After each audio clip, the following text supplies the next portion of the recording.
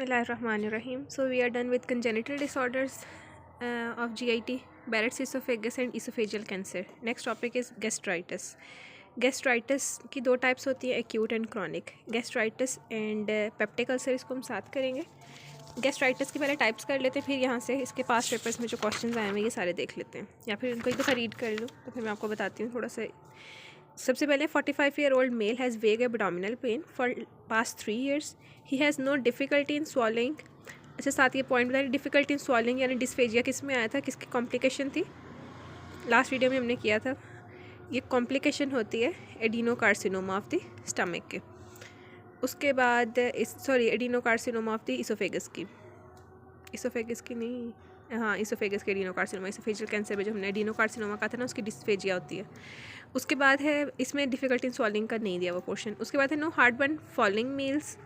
Upper GI endoscopy revealed antral mucosa erythema but no ulceration or masses. Microscopically there is a chronic gastritis, उन्होंने खुद बताया हुआ है, with curved organism. जहाँ पे भी कर्व्ड ऑर्गेनिज्म आएगा ना, इट्स फॉर एच पाइलोराई, तो वो स्ट्रेट फॉरवर्ड डिटेक्ट हो जाता है कि वो एच पाइलोराई गैस्ट्राइटिस है. गैस्ट्राइटिस की दो टाइप्स होती हैं बेसिकली, एक पहले एक्यूट एंड क्रॉनिक. क्रॉनिक में आगे 3 टाइप्स हैं, type A, type B and type A B. Type A auto immune होती है और बी से एच पाइलोराई. ये डिटेल से मैं सारा बताती हूँ ये क्या चीज़ है, लेकिन अभी के लिए करने के बी जो C H pylori. H pylori में उन्होंने एच पाइलोराई वाले में ना बताया होता है साथ मोस्टली ना कि कर्व्ड ऑर्गेनिज्म है, तो कर्व्ड ऑर्गेनिज्म जहाँ पे भी हो इट्स फॉर एच पाइलोराई. अब ये चीज़ यहाँ पे तो एच पाइलोराई की इन्फेक्शन है, इसका डायग्नोसिस हो गया कि एच पाइलोराई गैस्ट्राइटिस या फिर type B gastritis. B stands for bacteria, तो उससे याद रख लेना कि टाइप बी में एच पाइलोराई होता है. Briefly describe the pathogenesis of H pylori infection. इसका पैथोजेनेसिस अब हम करेंगे, एक दफ़ा क्वेश्चंस देख लेते हैं सारे, देन इसका वो बाकी जितने भी आंसर्स हैं वो एक पूरा टॉपिक साथ ट्रीट करेंगे हम, उसके सारे कॉम्प्लिकेशंस, पैथोजेनेसिस, इन्फेक्शन वगैरह वहाँ से क्लियर हो जाएंगे. नेक्स्ट है 25-year-old male presents with repeated episodes of nausea, vomiting, epigastric pain and discomfort. Routine laboratory test are normal while urea breath test. अब इसमें यूरिया ब्रेथ टेस्ट पॉइंट है. Urea breath test हम peptic ulcer में देखते हैं. Peptic ulcer होता है H pylori की वजह से, और एच पाइलोराई जब जाता है स्टमक में तो इसके अंदर एक एंजाइम होता है यूरिएज, वो यूरिया को कन्वर्ट करता है अमोनिया में, तो वो यूरिया ब्रेथ टेस्ट भी इसमें आता होता है. इज़ पॉजिटिव, तो फिर इसका भी क्या होएगा, एच पाइलोराई का ही ये भी सिनेरियो है. What is most likely diagnosis क्या है, peptic ulcer due to H pylori, और इसकी पैथोजेनेसिस बतानी है हमने एच पाइलोराई इन्फेक्शन की.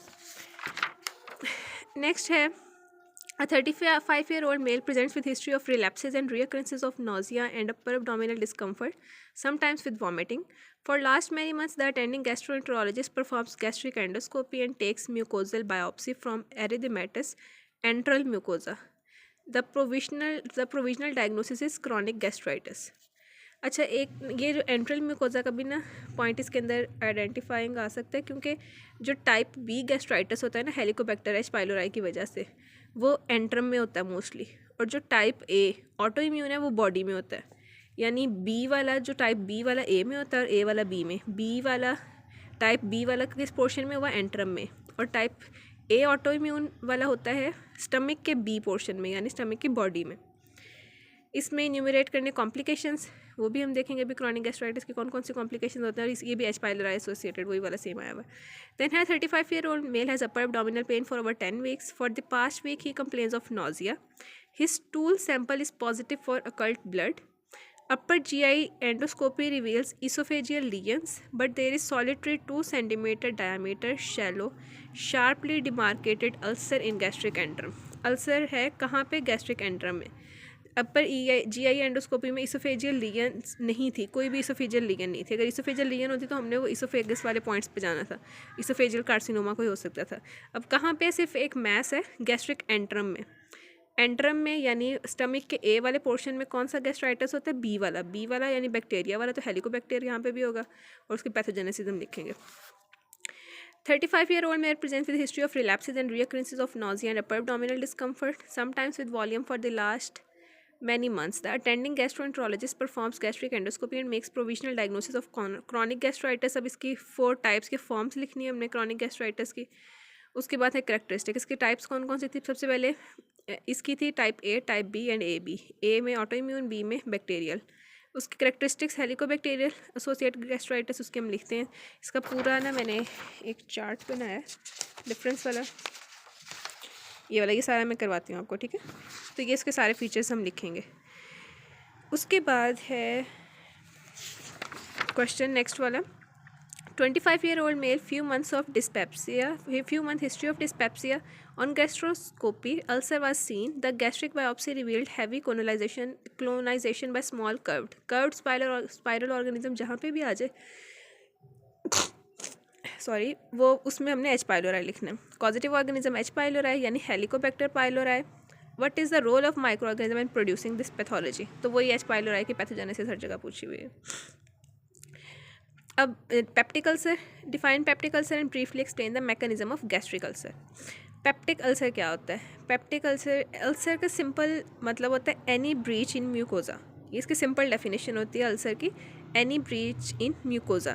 तो peptic ulcer is any breach in the stomach or duodenum of the any breach in the mucosa of the stomach or duodenum is known as peptic ulcer. Peptic ulcer के आगे दो types होती हैं। इसकी कौन कौन सी टाइप्स हैं?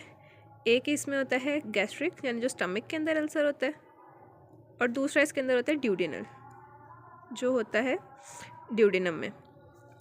जो ड्यूडेनल अल्सर होता है ना, ये starting portion of the duodenum में मोस्ट कॉमन होता है। जो गैस्ट्रिक होता है कि पाइलोरस और एंट्रम में ज़्यादा कॉमन होता है। मैंने कहा था ना एंट्रिक और पाइलोरिक कैनाल, उसको हम कहते हैं एंट्रोपाइलोरिक कैनाल, उसमें से ज़्यादा कॉमन होता है।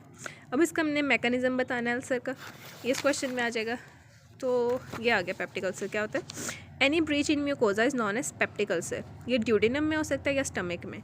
ड्यूडेनम में मोस्ट कॉमन है और स्टमक में सबसे ज़्यादा जो पेप्टिक अल्सर होता है कि ड्यूडेनम के पोर्शन में होता है। फर्स्ट पार्ट ड्यूडेनम के पार्ट्स होते हैं ना डिफरेंट, तो ड्यूडेनम के फर्स्ट पार्ट में एंटीरियर वॉल में मोस्ट कॉमन होता है ड्यूडेनल अल्सर। और सेकंड मोस्ट कॉमन इसकी साइट क्या है पेप्टिक अल्सर की? स्टमक। स्टमक में भी कहाँ पे होता है? उसकी लोकेशन क्या है? लेसर कर्वेचर में होता है, पाइलोरिक एंट्रल कैनाल में। ये lesser curvature of the stomach किस साइड पे होता है, और ये है इसका पाइलोरस एंड एंट्रम वाला पोर्शन। तो इसमें पाइलोरिक एंट्रिक कैनाल में लेसर कर्वेचर वाली साइड पे होगा, और ड्यूडेनम के फर्स्ट पोर्शन में होगा एंटीरियर वॉल में।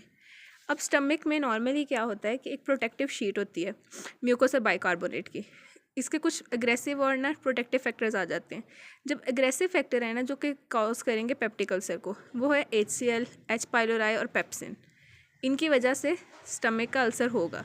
और प्रोटेक्टिव फैक्टर में आता है bicarbonate, mucus and prostaglandins. Prostaglandin ना ब्लड सप्लाई को इंक्रीज़ कर रहे होते हैं, तो ये सारे स्टमक का अल्सर होने से बचाते हैं।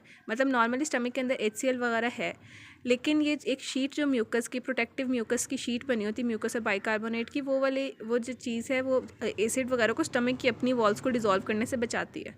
जो प्रोटीन आते हैं, मीट वगैरह हम खाते हैं, वो डाइजेस्ट कैसे होता है? इसी एसिड की वजह से ना।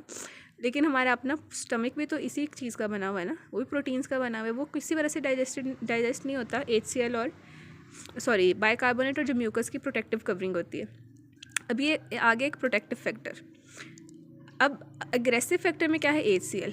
जो नॉर्मल तो HCl प्रोड्यूस है, प्रेजेंट है, अगर उस प्रेजेंट HCl की कंसनट्रेशन ही बहुत ज़्यादा हो जाए, जैसे H. pylori HCl को ज़्यादा इंक्रीज़ कर देता है, तो वो जो ये म्यूकस है वो इतना उसके लिए रेजिस्टेंट नहीं है कि वो बहुत ज़्यादा HCl को भी टॉलरेट कर सके, तो वो उससे म्यूकोजल ब्रीचिंग हो जाएगी म्यूकस मेम्ब्रेन की, और फिर अल्सर बनेगा। तो ये सारे एग्रेसिव एंड प्रोटेक्टिव फैक्टर आते हैं। Imbalance between aggressive and protective factor leads to ulcer.